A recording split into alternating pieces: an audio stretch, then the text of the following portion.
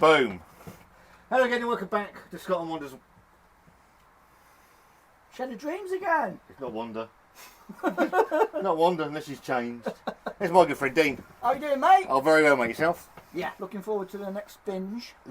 Oh, well, first one. First one. We've been doing some revisit videos. Obviously over StreamYard. Yeah. You're down for the night with your lovely lady. One of the last ones we did, Sierra Nevada Pale Ale. It came up in the chat that one of the first beers that we got into and sort of changed our sort of drinking habits was, I don't think I've got one. Sierra Nevada was the Torpedo, and as well as the Pale Ale. This was available in certain supermarkets, but seems to have disappeared a little bit. It's a travesty, really, because we were blessed to have this on the shelves in M&S. Yep. Along with the likes of Bear Republic Racer 5, again another classic American beer. Yep. And unfortunately, they disappeared quite a few years back now, which is a travesty because it's an absolutely cracking beer. I'm really looking forward to getting stuck into this. I knew you were coming down. You said you were bringing some stuff. I was looking what I could get to sort of take a look at. Went on to Sierra Nevada shop and they had one bottle.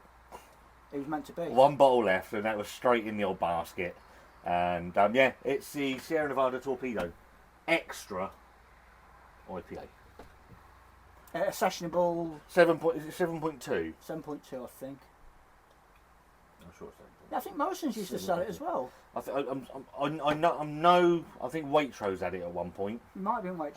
I know M&S had it, but say it's largely, sadly, it's disappeared. And it was a beer along with probably Punk IPA and Game changing beer. Game changer, and one that I've told the story. Steve Austin's podcast put me onto this. I was always a bit surprised that someone probably cost and whatever the reason was why he never actually brewed it with his beer with Sierra Nevada, because it would have made absolute sense. Yeah, it would have. Right. In the glass, mate. In the glass. It's a nice dark amber. Dark amber, yeah. Yeah, dank looking. Dank looking. Ooh. Smells a treat still, isn't it? Yeah, malty. Very really malty. Nice sweet maltiness coming up. Bit fruity. Yeah, for me it's more malty than the pale ale is. So that sweet malt really comes. Obviously, there's more malt in that to get it to that 7.2, and that really comes through on the aroma. Yeah, the malt. Yeah, really malt forward. Yeah, but really nice smelling. Yeah. Cheers, buddy. mate. Thank you. Cheers.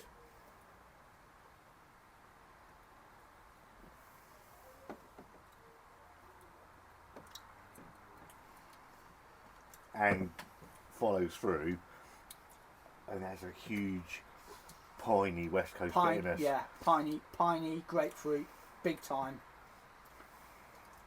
There's big bitterness to it, but it's not intense, and it just drags and drags and drags. It just sits there, doesn't it? And yeah. then it's still going now for me. Sweet malty fruit on the opening. Yep.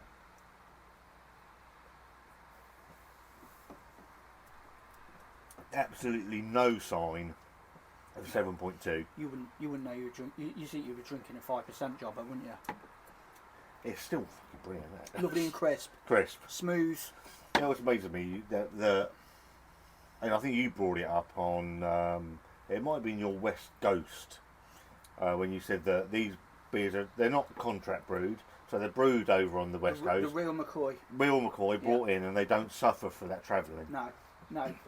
Obviously, Sierra Nevada have got no faith in anybody else to replicate their beers. Hence, ship them straight over. Yep. And I think we should see more of that, opposed to other breweries, European or further afield, contract brewing and letting UK big brewers just make a hash of it, really. Yeah. I don't disagree with any of that. It's a beer that would be an absolute travesty if anybody else was to get their hands on it and try and replicate it through contract brewing. You never do it. You would be able to. Obviously, the water quality that's out there. You've got that as you say, that massive West Coast drag that really pulls through on that, and it sits there, and it actually makes you want to go back in for more. I always say, dark beers for me. You get especially this time of year, you get a dark beer and it's comforting. This is comforting. It is. In an odd way. I think it's also through a nostalgia thing of it's memory lane, isn't it, all day long. and we've done some beers now that have changed over the years, and these things that haven't changed take you back to the first time you actually tried it, and because it hasn't changed, it's probably changed fractionally. And I think what it also does, it answers a question for me. Someone put a comment on the channel earlier and we've asked this: has the beer changed, or is it us? I think it's the beer on a lot of things. Yeah, but you always have that fight with yourself, don't you? Yep. Where you think, do I trust my palate? Yep. As my palate evolved. And they that probably much? have. Yeah, to a certain degree, I think so. Yeah. I mean, she's a case in point of that. Yeah. Where she couldn't stand beer at all, and now she'll sniff a 5%, 6% stout out for 4 miles. But that hasn't changed for me, and it tickles you back down that memory lane of when you first had it, and the fact that it hasn't changed. I think it's a joy to drink, really. And I said it needs to come back onto the shelves. Oh, it's criminal. And they can do it.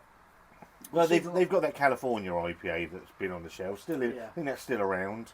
So if they can bring California IPA in, why can't we have this in can? I don't mind if it's in can. Yeah, can or bottle, either way, really. Just to see it back on the shelves in one supermarket, I'd be chuffed to bits because it'd be a regular go-to beer for me. I'm so glad that A, I could get a bottle, and B, it hasn't changed. No, it hasn't.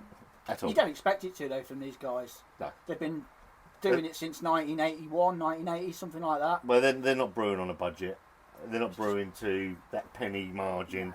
No. Have it. It is what it is, have it. And if you've not tried the Torpedo, and you can get older one, go and try it. Because for me, it's in the top 5, probably of my favourite beers ever. Yeah, Journey beer, all day long. Cracking. I'm not going to bother with a thumbs up, thumbs down, thumbs in the middle. There's no point. It's class. It's a fucking stormer. It's absolutely class. Dean, absolute pleasure, mate. Cheers, mate. Thank you very much. And we'll see you on the next one. See ya.